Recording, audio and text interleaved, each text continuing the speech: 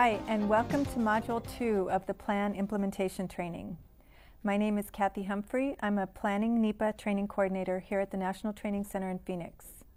I want to make sure that everybody has a copy of the participant guide, and you should have at least one copy of the example Excel spreadsheet per table. If you don't have these, then you need to stop the video and make copies because you want to be able to follow along now, right? You can find both documents on the web page where you launched this course. Now you may hear us talk about the implementation strategy as a spreadsheet or a worksheet or a matrix. It's all the same thing. Just remember it's the Excel file that you're developing your implementation strategy in. Now another thing is step 2 works best if it's facilitated. So if you don't have a facilitator in the room, I'd recommend that you get one before going any further, and you're going to thank me later. Typically the best person for this job is probably your state planning lead, your district planning lead, maybe assistant field manager, project manager. It needs to be somebody that has facilitation skills, and probably the person should be familiar with your issues and maybe have been through the process before. Now, just as a reminder, developing the strategy to implement your plan is a 3-step process. In step 1, you identified the projects, tasks, and management actions that would be required to implement your plan and to complete your day-to-day duties, along with their geographic location, the project element codes, and those are shown in columns 3, 4, and 5 of the Excel spreadsheet. Step 2, which is covered in this module, requires you to identify the priority and the magnitude of the work that you identified in step 1, and those will go in columns 6 and 7. And then next is step 3, and that consists of scheduling the work over the next 15 years, and that goes in columns 8 through 12. So if you're watching this module, that means that you've completed step 1 and you've had it approved by your state planner. If that's not the case, though, you need to go back and finish step 1 before going on to step 2. And then if you need a reminder on the history or the background of this implementation process, or if you need a review of the Excel spreadsheets, or maybe you need to bring somebody up to speed, a new person that's involved in the process, then you can just go back to step 1 module and review the appropriate sections.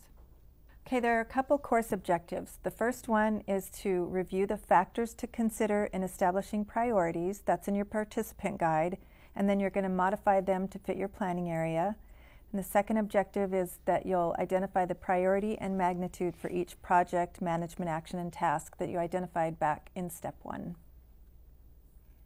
Now for the participants for step 2, while there's a little bit of flexibility in how the priority setting exercise can be accomplished, it's really important that you involve all the right people.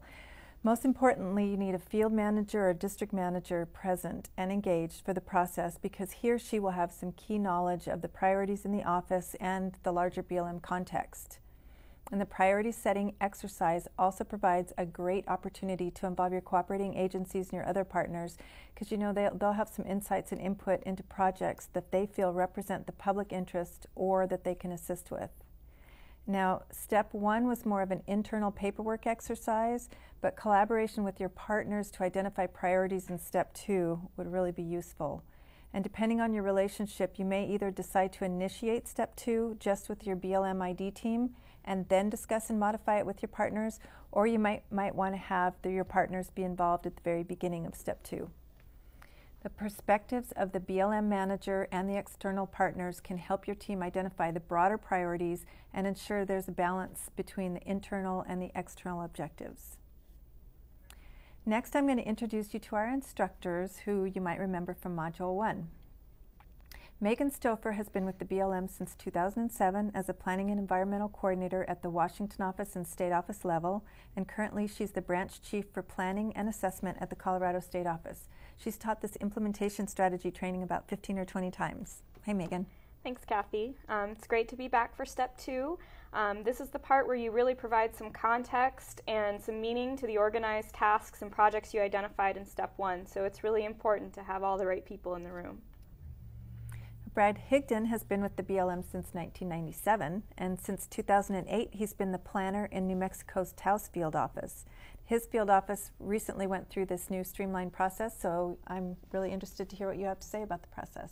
Sure. Thanks, Kathy. Despite my experience in a couple different field offices as a planner, this is a completely new experience for me. Joe Meyer has been the field manager of the Casper Field Office in the High Plains District in Wyoming since 2008, and he's been in Casper since 1989. He was involved in developing and carrying out the plan implementation strategy for the 2007 Casper RMP as a staff specialist and an assistant field manager and an assistant project manager. It's nice to see you, Joe. Thanks.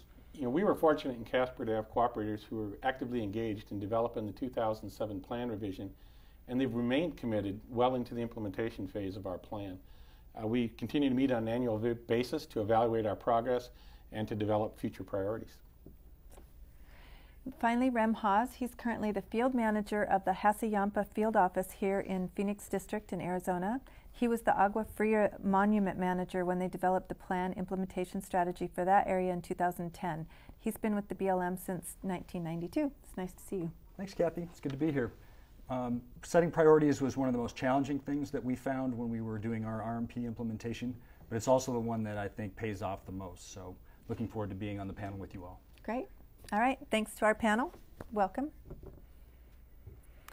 Okay, so the record of decision for your resource management plan has probably been signed. You've populated columns 3, 4, and 5 in the Excel spreadsheet. You've written down the projects, tasks, management actions from the plan. You've written down where they'll occur, the project elements, also called PE codes. Some of you have probably filled out column 3 for cross-referencing among projects. And now our next step is to determine both the priority and the magnitude of each project. Megan's going to start by explaining why it's useful to do this. So, establishing priorities involves gathering the field office staff and managers to collectively discuss the present and future state of affairs in the planning area. Bringing everyone together integrates the office and enables the staff to visualize and understand how their individual tasks fit into the overall vision for the planning area. This step will foster a shared understanding of RMP commitments and implementation. As much as we would love to have unlimited staff time and budget, the reality is that we have to make choices about which projects to start and which to fund. Having a shared understanding will help the field office decide where to focus precious time and resources when these choices need to be made. Determining the magnitude will help the office staff understand the resources in terms of staff time and dollars that are needed to implement those projects, giving an overall picture of the office's capacity to complete the work. So once the priorities and the magnitude are set, they can be used to schedule the tasks in the out years, so step 3. This schedule will help guide the implementation of the RMP and help to plan for workforce and budget.